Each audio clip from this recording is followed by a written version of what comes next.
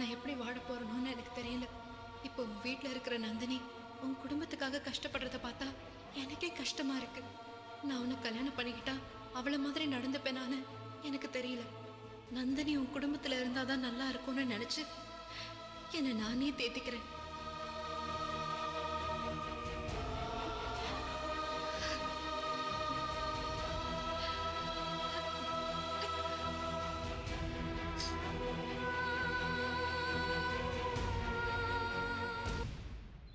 ஏம்மா ஏன் சாப்பிட மாட்டேங்கிற?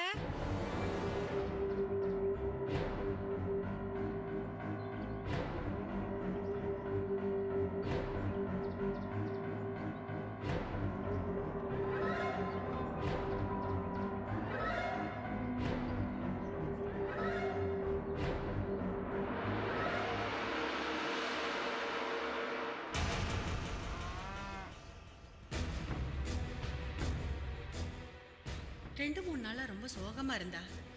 திடீர்னு நைட்ல எழுந்து உட்கார்றா, தூங்குறா. நான் வெற்றி கிட்ட நடந்துக்கிறத நினைச்சு வருத்தப்படுறாளோ? இன்னைக்கு லட்சுமி கிட்ட கேட்டுருந்தோம்.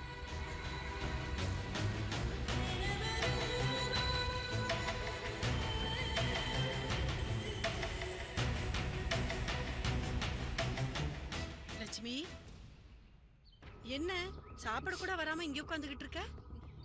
ஏய், ஏன் அழுதுட்டு இருக்க?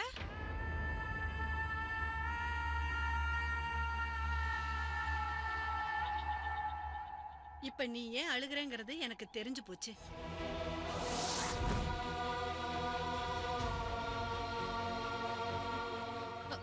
அம்மா,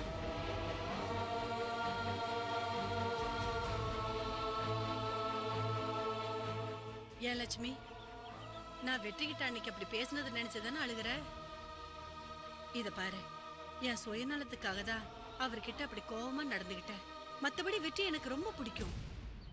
நல்ல குணம், நல்ல குடும்பத்துல பிறந்தவரு. உனக்கு ஏத்தவரை தாண்டி நீ தேர்ந்தெடுத்திருக்க.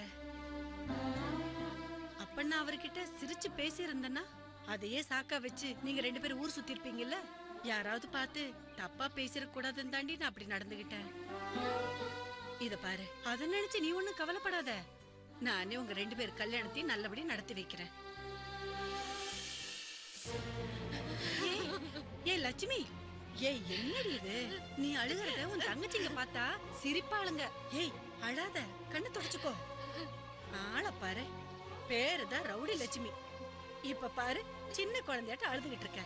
ஏய் அழாதேன்னு சொல்றேன்ல. நிறுத்து லட்சுமி. சரி வா சாப்பிடலாம். ஏய் இந்த ஏய் வாமா வீட்டுக்கு, பசிக்குதுல்ல. நீ போமா, நான் பின்னாடியே வரேன். சீக்கிரம் வா. என்ன சின்ன குழந்தை மாதிரி அழுதுகிட்டு? சீக்கிரம் வந்துரு.